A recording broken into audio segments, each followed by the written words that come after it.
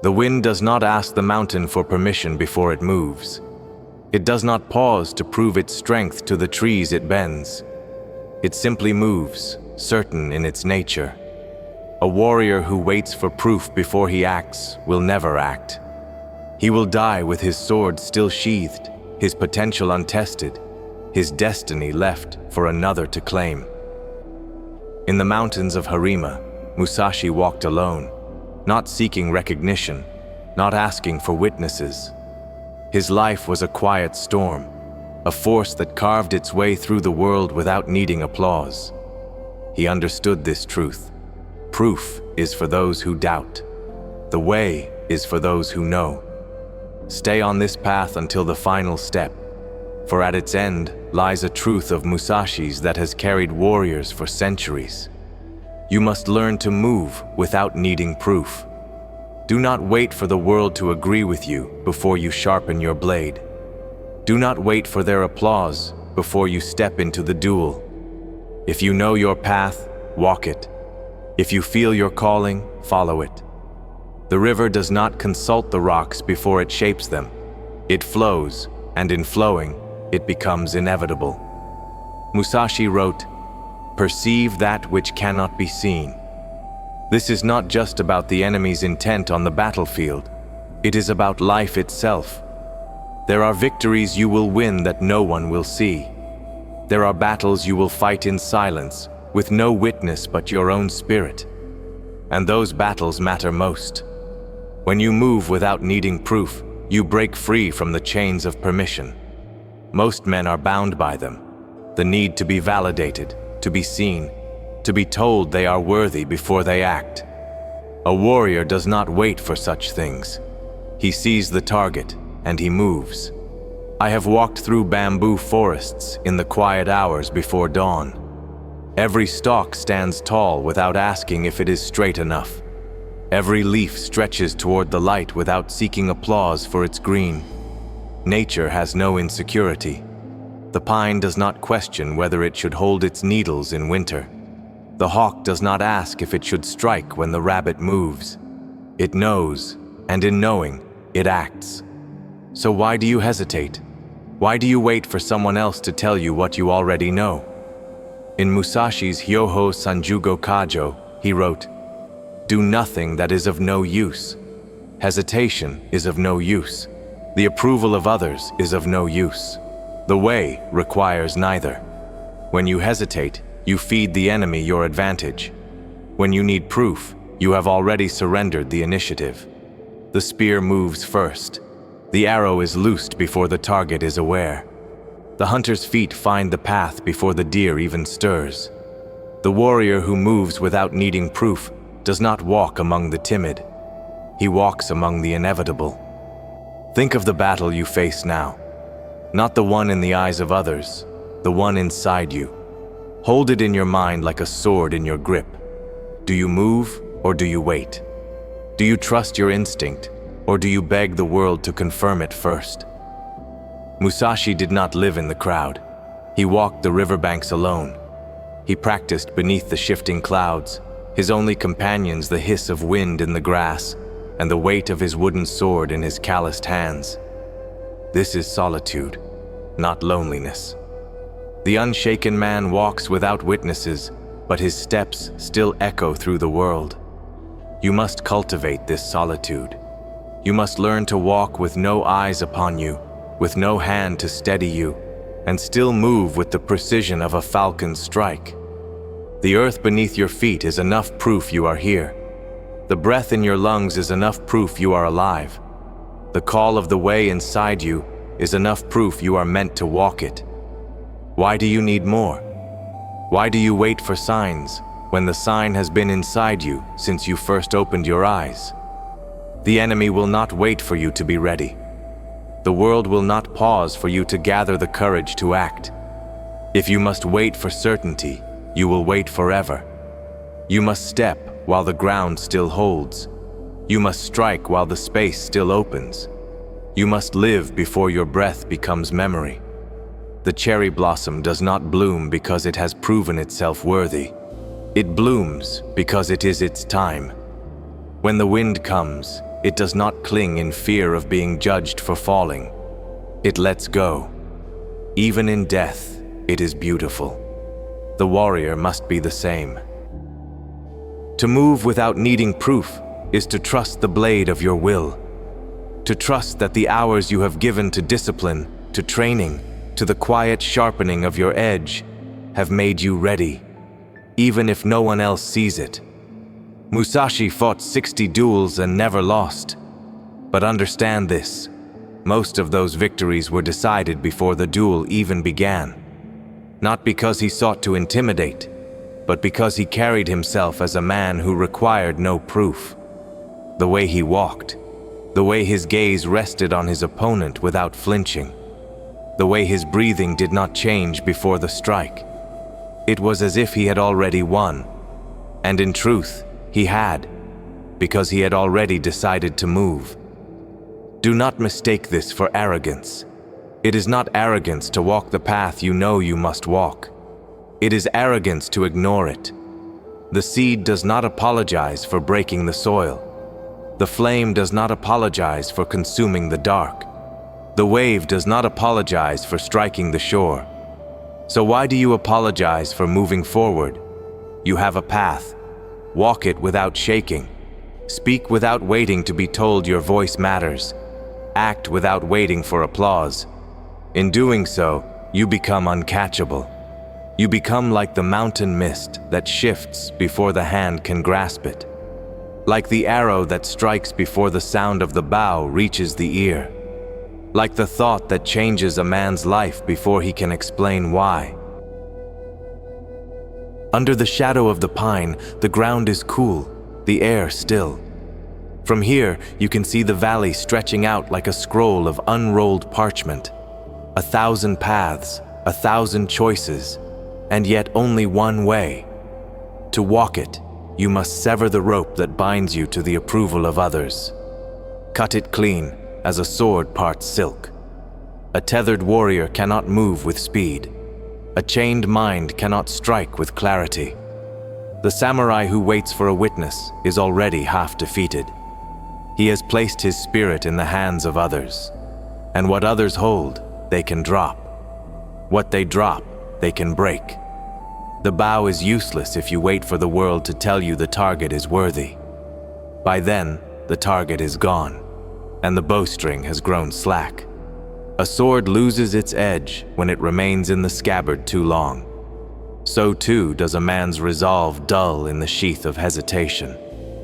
Musashi wrote in the Go-Rin no-Sho, "When you decide to attack, keep calm and dash in quickly, forestalling the enemy." Notice his words. Decide, keep calm, dash in. There is no pause for permission, no space for proving your right to act. A warrior does not announce his worth before battle. He declares it with the outcome. The hawk's shadow falls before the rabbit knows it is hunted. The spear's tip gleams in the morning sun before it is driven home.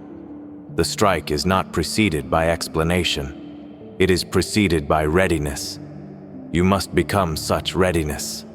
In the bamboo groves, the wind moves in unseen patterns. Some stalks sway, others remain still. The untrained eye sees chaos. The trained warrior sees rhythm. Not all motion must be witnessed to be real. Not all proof must be spoken to exist. It is the same with your path. The seeds of mastery often grow in the dark, away from the crowd, beneath the soil of solitude. Only when the roots are deep does the sprout break the surface, and by then, it needs no validation to reach for the sun. But solitude tests men. It will strip you of your need for applause, or it will break you into craving it more than before. The unshaken do not starve in solitude. They feed on it. They find in it the echo of their own breath, the drumbeat of their own resolve.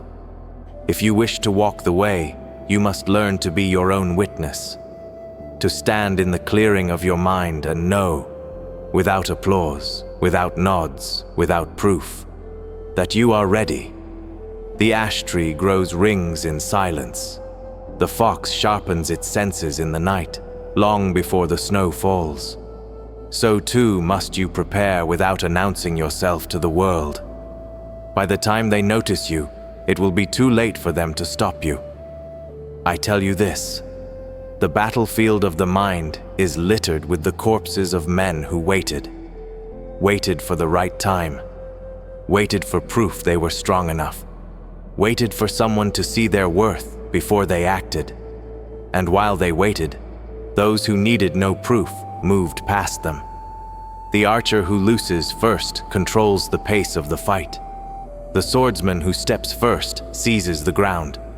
The hunter who sets his trap before the prey arrives never fears going hungry. In Musashi's Dokkodo, he wrote, "Resentment and complaint are appropriate neither for oneself nor others." Do you see? If you live in waiting, you will live in complaint. You will blame the world for not giving you permission, when the truth is, you never needed it. The war fan, the tessen, was carried by samurai not just as a weapon, but as a symbol of composure. It could block a blade, signal an army, or strike at a vital point. It was proof that the true warrior could turn even a thing of grace into a tool of power. You too must turn your stillness into a weapon. Your readiness must be so complete that you can move in any moment, whether the world is watching or not. Do not crave the roar of the crowd. The roar fades. The duel remains. When the snow falls in the high mountains, it does not ask the valley if it is welcome. It covers the peaks in silence, and yet its presence is absolute. You must be like this, moving with quiet certainty, becoming undeniable without ever asking to be seen. Now I ask you, where in your life have you been waiting for proof? Where have you held your blade back, not because you lack strength, but because you fear being wrong? Hold that thought, like a tanto hidden in your sleeve. Do not answer yet. Just know it is there. Because the moment will come when hesitation is death. Not the death of your body, but the death of your chance. The death of the thing you could have been. And there will be no resurrection for it. If the tide is rising, do not stand on the shore waiting to see if the waves are real. They will take you whether you believe in them or not. Better to move now, to claim the high ground while it is still yours to claim. In the stillness before battle, you hear everything. The soft hiss of wind over the grass, the low groan of the earth beneath your stance, the faint hum of your own pulse in your ears. This is the moment when doubt tries to take you. It whispers, wait, make sure, gather proof. It dresses itself as wisdom, but in truth, it is fear wearing the mask of caution. Fear will tell you to measure the distance one more time, to check your footing again, to wait for the enemy to move first. But in that waiting, you are giving the enemy the gift of your stillness. You are trading initiative for comfort, and comfort kills more warriors than steel ever could.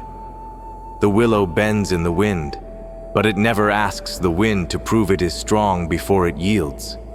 It bends because bending is survival. The hawk changes direction mid-flight without pausing to ask if the prey has earned the hunt. Adaptation does not wait for evidence. It moves because movement is life. The sword is not just a weapon, it is a mirror.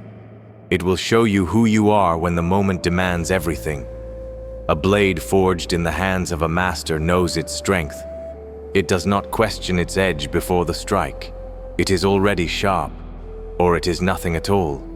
You must become the same. A weapon ready before the war. A man who is the embodiment of preparedness.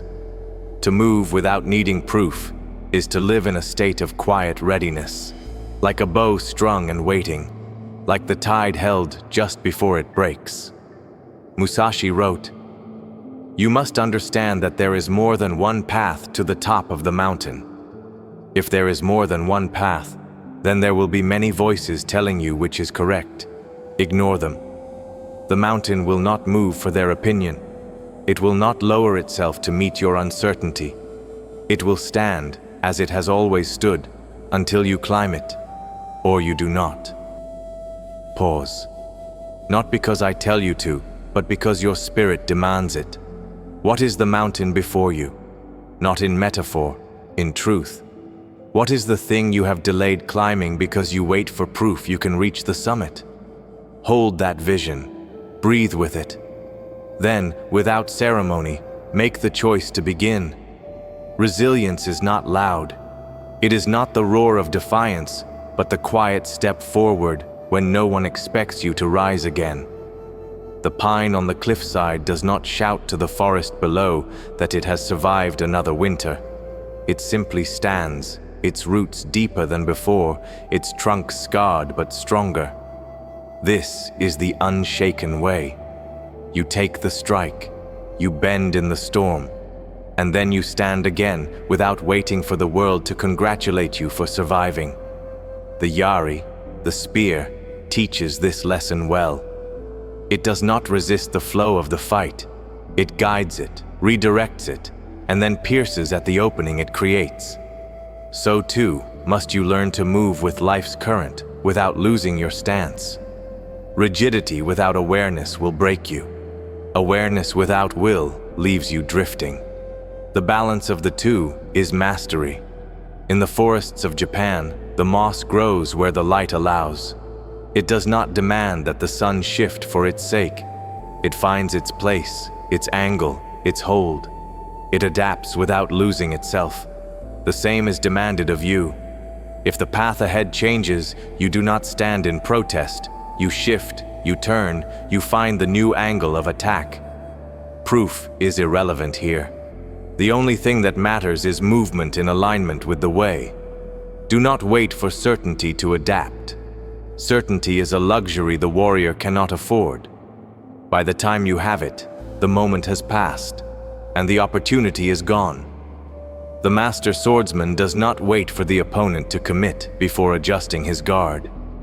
He reads the smallest movement, a shift of weight, a flicker of the eyes, and he moves before the attack has even begun. This is how battles are won without proof. You must burn the need for proof from your heart, like forging impurities from steel. Every hour you wait for the world to agree with you is an hour the world moves on without you. Musashi understood this. It is why he lived not as the servant of other men's approval, but as the keeper of his own way. The unshaken do not ask, "Am I ready?" They prepare until the question is meaningless. They do not ask, "Will I succeed?"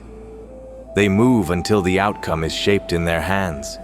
And if they fail, they stand again and move once more. Because the way is not concerned with proof, only with motion. Beneath the moonless sky, the world is stripped of color. Only shapes, only shadows. It is here, in this place between light and dark, that the truth of the way is clearest. A warrior who fears death will never move without proof. He will always hesitate, always seek guarantees, because somewhere inside he believes there will be a tomorrow to try again. But Musashi understood, there is no such promise. Do not fear death. These were not just words scratched into parchment. They were the marrow of his being.